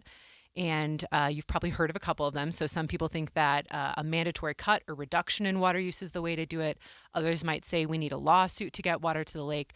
I would argue that a stable and dynamic solution that will actually get water to the lake is one of voluntary leasing, which means that we compensate individuals who are using water for reductions in that water use, and we figure out ways to get it to the lake. Not a bad way. I heard compensate, and I was like, okay, yeah, talk to me. What? I mean, so has this been done anywhere else?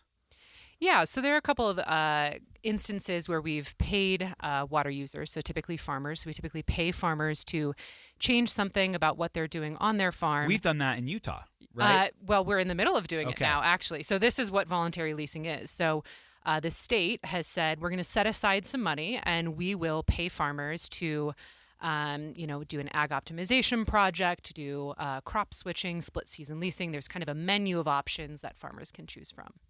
And each of those activities generates more or less water savings. So what are some of the obstacles you found for voluntary water leasing? Like it sounds like we're taking steps in a certain direction. Are we waiting to sort of approve those or get people comfortable with, hey, this is a good way to go? What are the obstacles that you found when it comes to this? So one thing that I would commend Utah about is the legislature has been incredibly proactive in thinking about what are the policy barriers to water leasing in Utah and fixing those, or setting aside money or funding to actually address some of those barriers. So examples of that would be prior to a few years ago, you couldn't use water for environmental purposes. So that didn't qualify as a beneficial use, which I don't know how familiar you are with water law, but water rights are required to prove something called consistent and beneficial use to show that they're actually being used because water's scarce. So if you're not using it, someone else needs it, and we're going to reallocate it. So beneficial use historically has qualified as agriculture, so for farms, for industry, or for municipal use. But as, kind of preferences in society evolved, as we had developed different tastes, as maybe we value different resources, we started to realize that the environment also needs water. So, for example, the Great Salt Lake needs water. And so perhaps we would want to use water for things like the Great Salt Lake or in-stream flow for fishing, right? Fish need in-stream flow. And so adding that into the water rights kind of doctrine or policy allows people to designate some of their water for environmental purposes. So that's an example of the legislature being incredibly proactive in thinking that that's something we need to prioritize, and we need to remove any political barriers to that.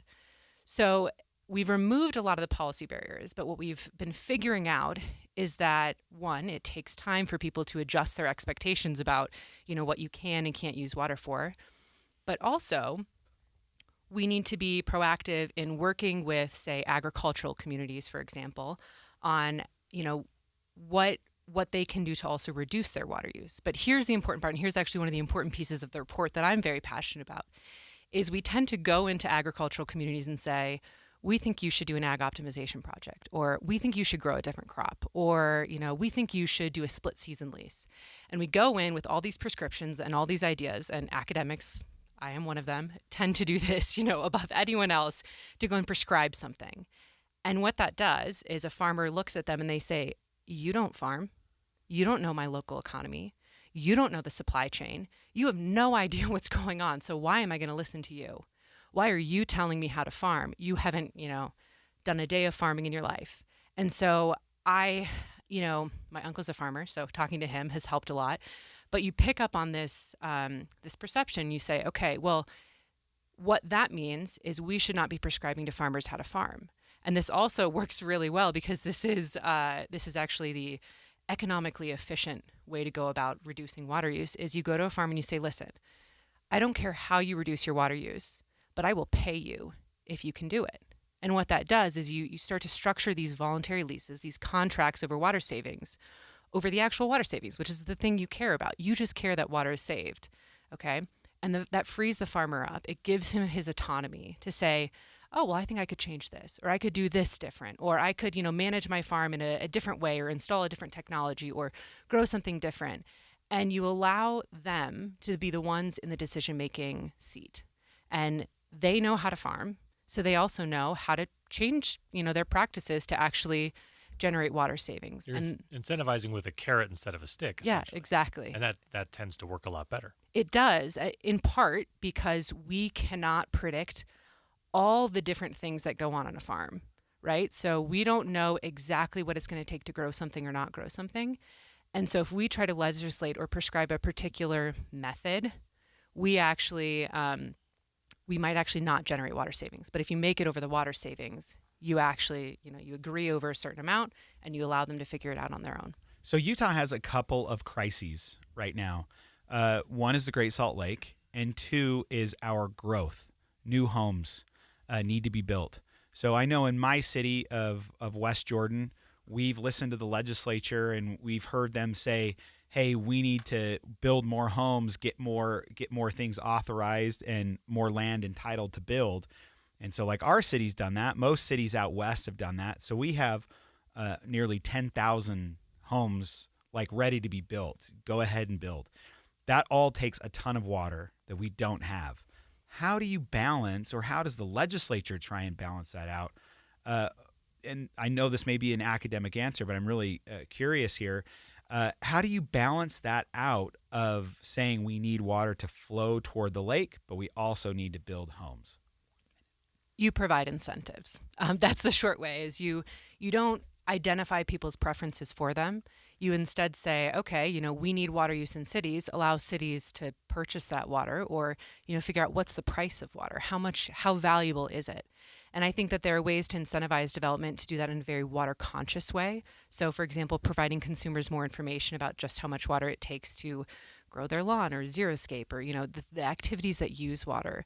But at the same time, realizing that, there are lots of different preferences for water use. And so we have to be careful and allow incentives to kind of drive that conversation. Katie Wright is a senior researcher with the Property and Environment Research Center. Thanks so much for your insight on this. Hey, when we come back on Inside Sources, Utah's leaders are responding to the Sundance Film Festival's decision to leave the Beehive State and head east to Boulder, Colorado. More on that after the break. Good afternoon. It's 2:30 at KSL. I'm Jeff Kaplan. KSL's top local story this hour. Tourism is top of mind since yesterday's announcement that Sundance is leaving Park City. But some local business people aren't worried. The owner of Park City Passport, John Zenas, believes that winter sports tourism will more than make up for the loss of the festival. A lot of locals that we have as clients are probably as excited as I am to see the ski crowds come back for those 2 weeks. Zena says many local businesses rent out their stores to visiting businesses during Sundance, so this will allow them to maintain operations and keep the tourism dollars here locally. He also cited the year the festival was shut down from COVID, saying the crowds and sales were actually up. Our top national story this hour from ABC News. President Trump says he had a productive call with Canadian Prime Minister Mark Carney. The president had said yesterday that if Canada responded to his tariffs with retaliatory tariffs, he would take even further action, a tit for tat here on trade. The president said he would respond with even more large-scale tariffs on Canada, and it certainly now sounds like Canada is going to take that action. We're waiting to see what the White House says in terms of what the president would do in response, but the bottom line here is that this trade war with Canada only seems to be escalating. ABC's Karen Travers. Your money at this moment. The Dow tumbled 715 points today. And coming up, it's going to be wet for half a weekend. The KSL weather forecast is next. Stay with us. KSL News Time, 2:32. A reminder about the simplest way to get updated for your day. Hit your KSL preset when you jump in the car, and we'll take care of the rest. Hear key news updates and traffic reports. Andy and Amanda from 5 to 9 in your car. KSL News Radio at 102.7 FM. Who is that talking? No, hi, everybody. Amanda Dixon here. I'm at the grand opening of Bedrock Quartz in Sandy. Such a convenient location at 8916 South State. And Scott Nichols is with me, the director of sales. Scott, I love this location, but you have so many different locations, something close to everybody. That's a fact. Yeah, we want to be really convenient to everybody here in Utah. So we've got locations in Layton, West Jordan, Murray, Park City, our new place here in Sandy. Pleasant Grove, Spanish Fork, and St. George, and another one in North Salt Lake that will be opening up in about 2 months. Oh, that's exciting. Yeah. Now, I know people come in just like my husband and I did, and we do the shopping for our countertops and faucets. But you work with builders too, don't you? We love our builders, Amanda. So whether you're a production builder or a custom builder, one of my favorite things to do is to invite a builder into our mothership, as I call it, where all of the cutting happens in West Jordan at our main facility there, and give them a tour of the entire process so that they can interact with the culture of Bedrock Quartz. Yeah, and meet the person who cuts the countertops and see the pride he takes in his work. Absolutely. I mean, these are custom countertops, right? Every countertop only works for that one person. Yeah. And to see how much care that people take in trying to fulfill our clients' dreams is really, really important. And the whole team, we're 160 people, Amanda. Yeah.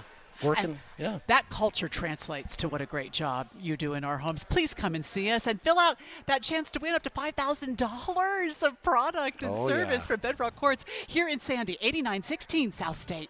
At JCW's, we think tipping might be getting a little out of hand. Like when you're asked to tip at the register before you've even been served. Or when you're at the yogurt shop and find yourself serving yourself. And don't even get us started on frosted tips making a comeback. That's why at JCW's, when you pay for a 3rd-pound ranch bacon cheeseburger, that's what you pay. And no one at the register is going to stare longingly at you while you awkwardly maneuver through the tip screen for food you don't even have yet. Honestly, we're just happy to see you at any of our 5 locations in Provo, South Jordan, Lehigh, Harriman, and American Fork. So come on in and enjoy some quality time and great food with family and friends.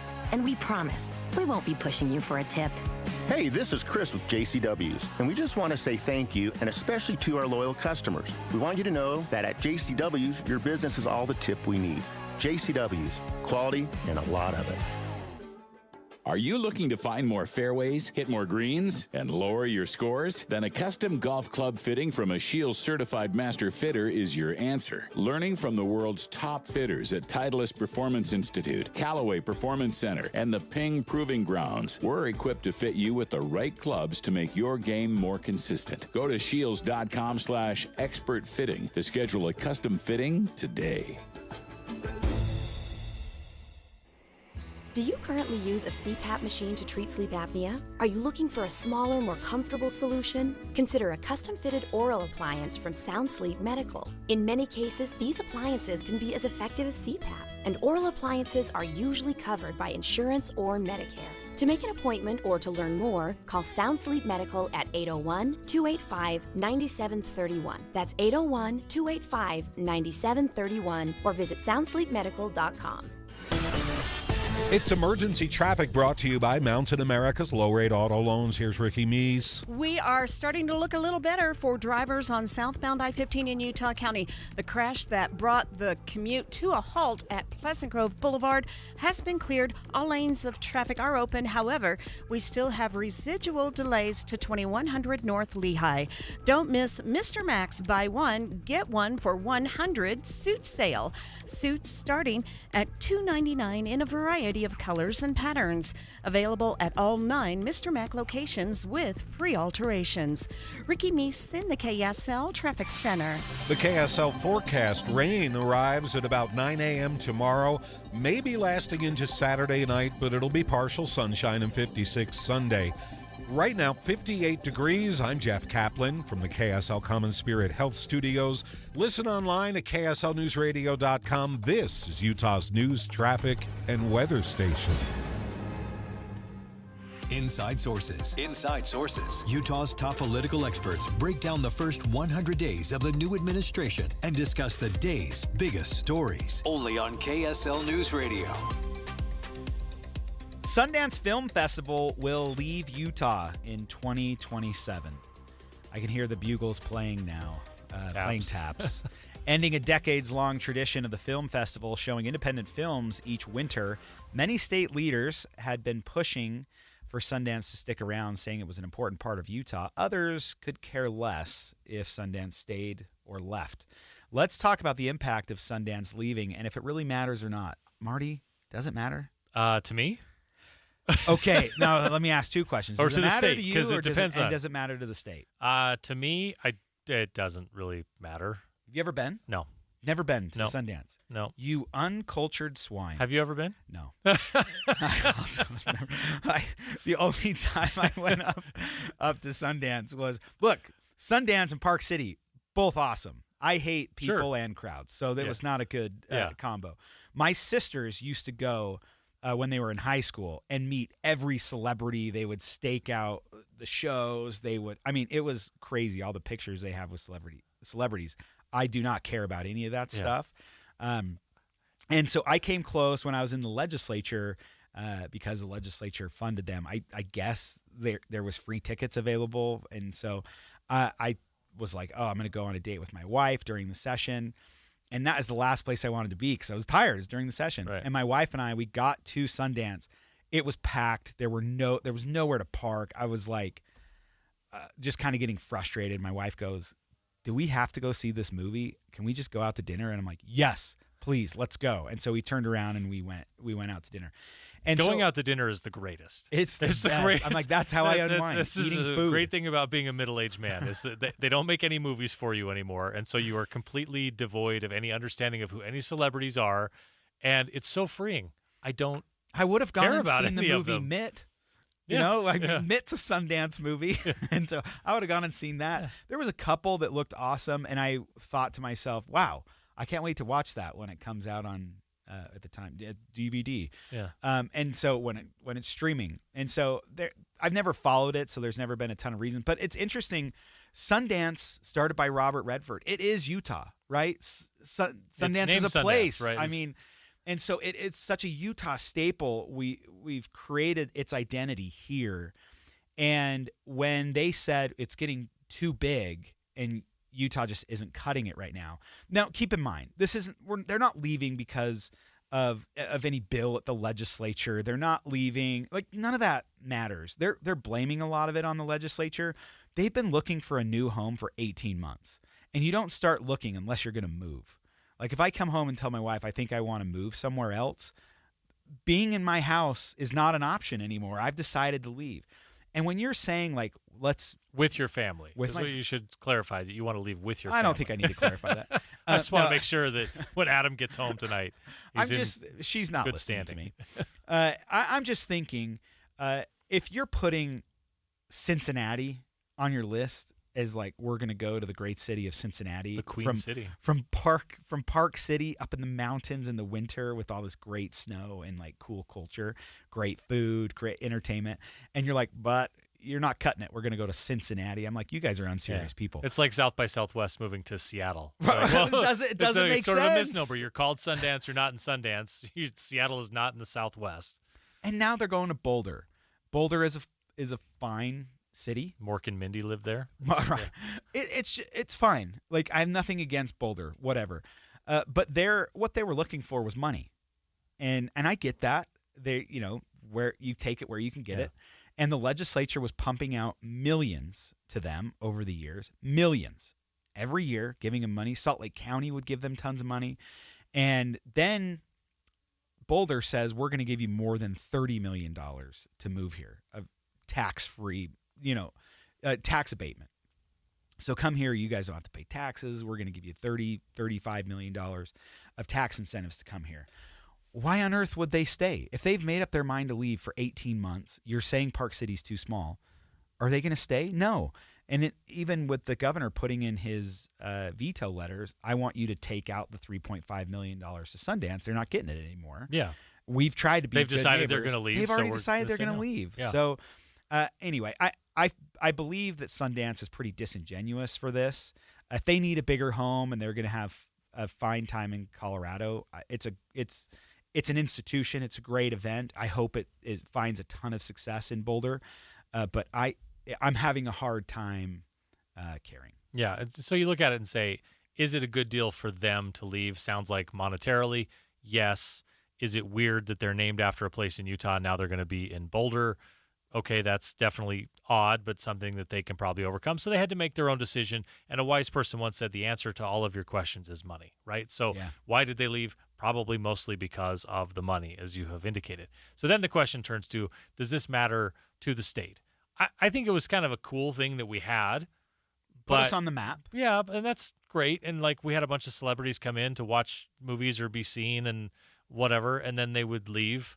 And that's fine. It's just sort of something that happened. I probably saw less of it or felt like it was less a part of my Utah experience because you're right. It happens to coincide with the legislative session when a lot of people in your circle and my circle are at their busiest the entire year and don't really have time to go be part of it.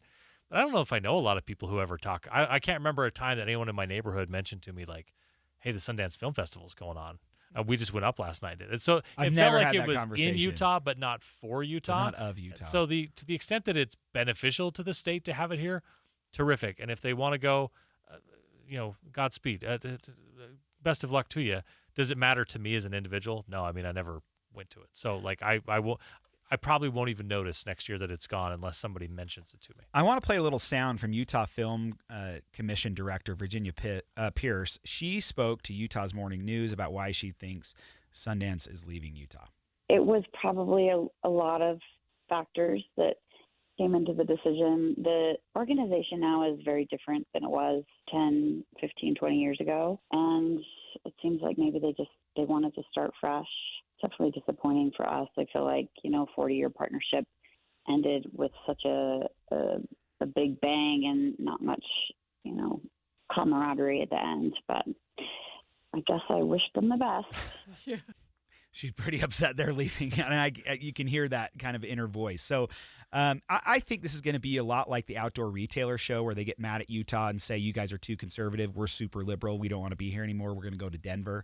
And then when they get to Denver, they realize that they hated it and they came back. And maybe you'll see that same thing in Boulder, or they'll have a great time in 7 years in Cincinnati, Ohio. Yeah, and now Governor Cox says that Utah is planning a new festival to honor Utah's independent film legacy, because we actually produce a lot of movies in our state. It's pretty hard to beat the scenery here. And, the state's done tax incentives and such to help grow our film industry. So, yeah, you're losing a flagship event, but events can be replicated in a lot of ways, and maybe we'll come out of this with something even better than what we had before. I can't wait for the Rain Dance Festival. In our final segment on today's Inside Sources, we're going to be talking about another pardon from President Trump towards a Utahn originally convicted of defrauding investors with his electric truck business. Stay with us. Jeff Kaplan. When I was a kid, my parents got me a subscription to Newsweek magazine. I would devour every page into the night. And to this day, I sit on my iPad looking for stories for my Minute of News, flesh out our coverage, and I get to share the news with you. Jeff Kaplan's Afternoon News, 3 to 7 on KSL News Radio. Happy Friday, everybody. Amanda Dixon here. I have the privilege of broadcasting from the grand opening of the brand new Bedrock Quartz location. We're in Sandy at 8916 South State, and I'm with Scott Nichols, the Director of Sales. And I want people to know, Scott, that they don't have to fear this process of remodeling your bathroom or your kitchen. You walk in and you'll see, literally, you've got to have 100 different shades of white. But I have no idea what to choose, but that's why you helped me through it. Absolutely. We've got design professionals at all of our showrooms. And here's something that's really important, Amanda. These are not commissioned salespeople. Yeah. These are salary people that exist in our showrooms to help guide you through the process of selecting your new countertops and tile. Yeah, and there really is something here for every budget. So don't think this isn't something you can't afford to do. You can afford to do this. 100%, right? So we've got very, very affordable options here, both in granite and quartz. Yeah. And, if you want something a little bit more exotic for the kitchen, we have that, and you can do something a little bit more budget-friendly in some other areas to offset that. And the tile. I love that pebble tile that we got for that is the coolest thing ever. That was a great choice. So you've got a promotion going on right now too. We do. So you can come pick out your new countertops and get 0% for 18 months, for a year and a half. Amanda. Oh wow, 0%. So you can do it now. You can do it now. Enjoy it for the next 18 months and take your time paying it off. Why? Hey, who knows what's going to happen in 18 months? You've right? got it. Life is short. Have a beautiful bathroom. Right, and then don't forget, you can come on in here and sign up for a chance to win $5,000 of Bedrock Quartz products and services to really take the edge off. How late are you open here tonight? We are here until 6 p.m. 6 p.m. So good to see you, Scott. Thank you, Amanda. Guys, thank you for having us. We're here at Bedrock Quartz, 8916 South State. Did you know colon cancer can be detected early or prevented through regular screening? I have detected Around Earth is the greatest lie ever. Okay, Roger. My uncle just passed away and I inherited his cockatoo, Roger. He was a member of the Flat Earth Society, so Roger picked up on some of his rhetoric. Anyway, screening, such as a colonoscopy. Screen these! Screen these! Roger that, Roger. Moving on. Colonoscopies can detect early-stage colon or rectal cancer or even polyps, which are abnormal growths that can turn into cancer over time. I'm a Flat Earth walker. Come on, Roger. What did I do to my uncle to deserve you? You don't get to choose what you inherit, just like colon cancer. Unlike Roger here, I believe in science. And science says that if colon cancer runs in your family, you're more likely to develop it yourself. Talk to your doctor about when you should start screening. Find out more at coloncancercoalition.org. A message from the Colon Cancer Coalition. This is Derek Overstreet of the New Millennium Group and host of Stop Working and Start Living Radio. If you're close to or in retirement and you don't have a tax plan, call us right now, 888-999-6370. That's 888-999-6370. Listen, our country's been spending like never before, and the tax bill is coming soon. If you need an income tax strategy and a financial plan that will get you through the rest of your life, give my team a call, 888-999-6370. That's 888-999-6370. If you want an investment plan that allows you to keep more of your gains and pay less taxes, give us a call, 888-999-6370. My team specializes in the type of plan that will get you retired 3 to 5 years sooner than you thought possible. So, get a no-cost tax analysis by calling 888-999-6370. That's 888-999-6370. My team is standing by now. Attention tax accountants. The following message is for you. Tax season is here, and if you're an accounting firm, the pressure is on. Long hours and tight deadlines make this time of year a challenge for even the most seasoned tax professionals. But this tax season, Blue Jay has your back. Powered by generative AI, Blue Jay is the preferred partner solution of CPA.com for tax research. Ask a complex tax question, and Blue Jay gives you better tax answers in seconds. Save time, maximize your clients' refunds with high-speed, accurate, and intuitive AI technology. Built with a library of only the most trusted tax resources, updated daily to keep up with changes in tax. For a limited time, save 40% off at bluejay.com/start now. That's BLUE, the letter J.com/start now. Or text BLUE to 511-511. Save 40% by texting BLUE to 511-511. Tax accountants don't leave money on the table. Stress less and text BLUE to 511-511 today. Tax fees may apply. Any Hour Services can help unclog any drain in your house, whether you have a backup, a clog, or a slow drain you want fixed. Call Any Hour Services or visit anyhourservices.com. Inside Sources. Inside Sources on KSL News Radio. A new pardon today for a Utah former billionaire who also donated more than $1 million to President Trump's election campaign. Trevor Milton was convicted of defrauding investors in 2022, resulting in those investors losing some $600 million from Milton's electric truck company, Nikola. Do you remember Nikola? Little bit, a little bit about it. I remember it was like the next big thing in electric semi trucks, right? Self-driving technology. Yeah. It was the next big thing. So years ago, they were based out of Utah, and I remember they were trying to make a big splash politically. They donated a lot to legislators. Yeah, but then it didn't end up here. Yes. So what happened was they were trying to force the state to give them incentives to stay in the state. Their stock was blowing up, so they wanted cash to stay in the state. The state of Utah is pretty wise with their money. They don't do that stuff. Everything that they do to incentivize you to stay is post-performance. That's the term. And what I think what they do is kind of awesome because they have the companies go to the state and they say, hey, we're going to make a pitch.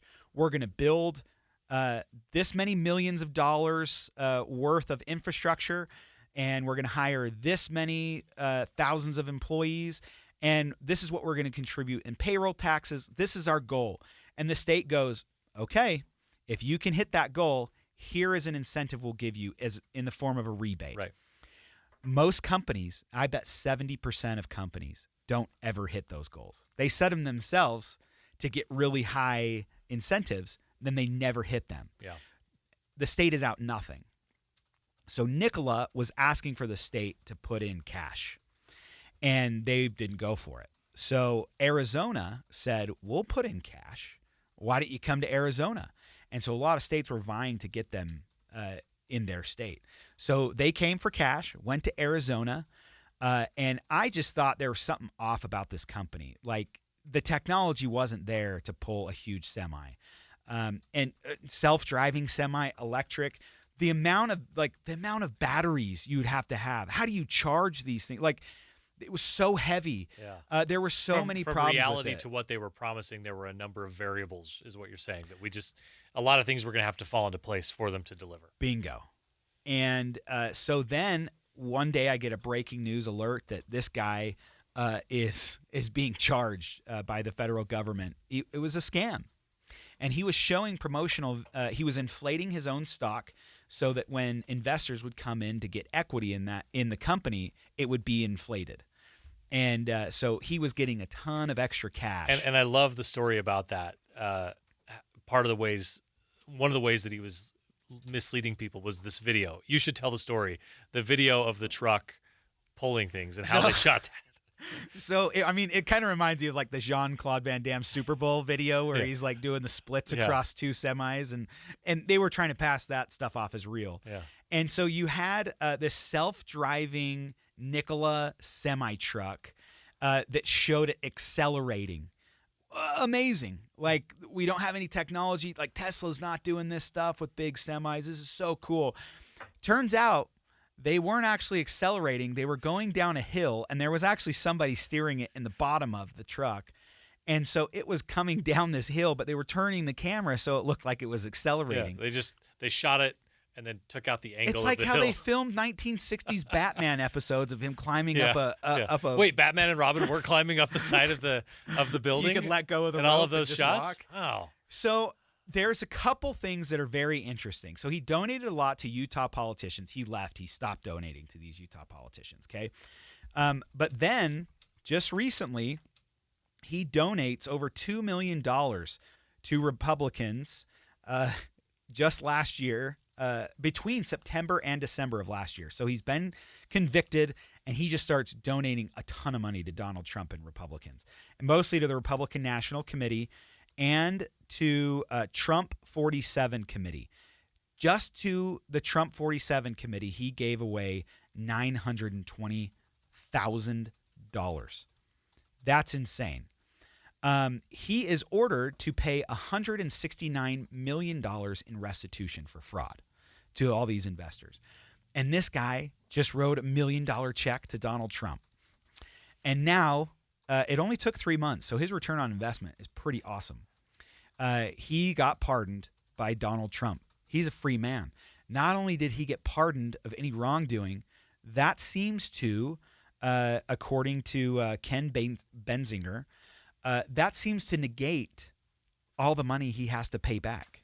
So for $1.2 million plus to Republicans, he in a 4-year prison sentence, he gets now to keep that $169 million. I don't know if he gets to keep it. He doesn't have to pay it back. Yeah. He doesn't have to make restitution to these people at all. We could have bought Greenland for that money.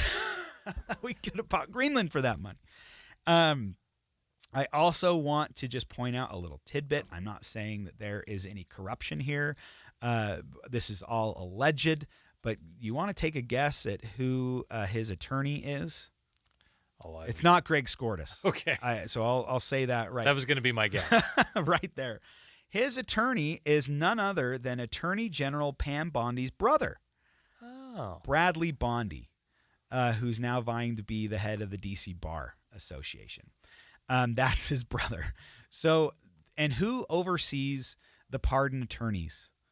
That would be the Attorney General of the United States, the brother of this guy or the sister of this guy that just got his client pardoned.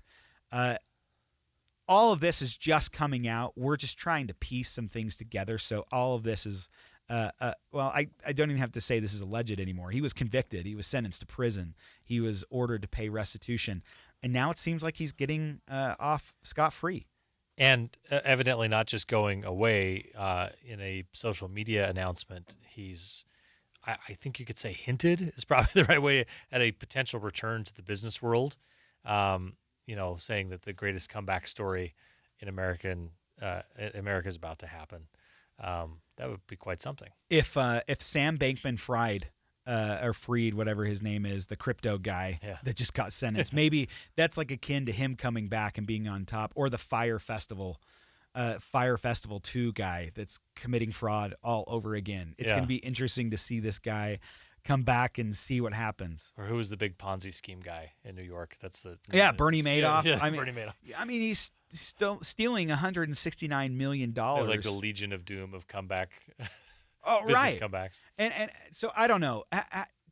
Can you get away from this? Like, is there any returning to normal life? I could see you going just to get a job at like Target or a grocery store or something and living a quiet Well, evidently life. has some resources, right? So like probably not a guy who has to work. Yeah, if you're a former billionaire and you now no longer have to make restitution to these people you stole money from, that seems like a pretty if good you had gig. nothing else than, say, 10% of what you were supposed to pay in restitution, you could live comfortably off of that for a while. So it's weird. You just can't stay out of the game, I guess. Like somehow you made a bet and it paid off for you, and now you want to get back into things. And from what I understand, he has sold the technology. The technology was, it was coming along. There was really something to it. And so he has sold that technology to a Utah-based company. And I don't know if they're going to do anything with it, if they're going to make pickup trucks with it, if what's going to happen. But this whole story, I want more of it to unfold. I can't wait for more information to come out because we're going to be following this pretty closely. I think it's a really fun and intriguing thing to talk about. Thanks so much for ending your week with us. Monday's Inside Source is going to be with Taylor Morgan and Rusty Cannon. But next up, Jeff Kaplan's Afternoon News. Everybody have a great weekend. KSL FM Midvale. KSL Salt Lake City. From the KSL Common Spirit Health Studios, this is KSL News Radio. Utah's news, traffic, and weather station. Good afternoon. It's 3 o'clock at KSL News Radio. I'm Jeff Kaplan. We're at 57 degrees, mostly cloudy. KSL's top story, an 8-year-old boy is dead. His mother is fighting for her life in the hospital after something happened in a Saratoga Springs home. The area is still swarmed with police. KSL News Radio's Eric Cabrera is live on the scene. He has the latest details. Eric? Jeff, I'm here on Silvercrest Drive, a quiet, newer-looking neighborhood where part of the street has been taped off near a townhome where a mother and her 3 children live. Saratoga Springs police say they received a 911 call from a 17-year-old who reported that his mom and 8-year-old brother were unconscious. When emergency responders arrived, they found the 8-year-old boy dead inside the home. His mother was rushed to the hospital in critical condition. The cause of the incident is still unclear, and the sheriff's office just got here on the scene to gather forensic evidence. Their neighbor, Jaden Bradley, was shocked when he saw police activity across the street and was heartbroken to hear about the boy's death. Every time I got home from work later, he was always playing out in his front yard or the little patch right here, and he was always talking to me, saying hi every time I walked across the street into my house. Police say the 2 uninjured teens are now in the care of Child Protective Services. Myra Catalan Dimas. The probable cause statement says it then escalated to a physical fight.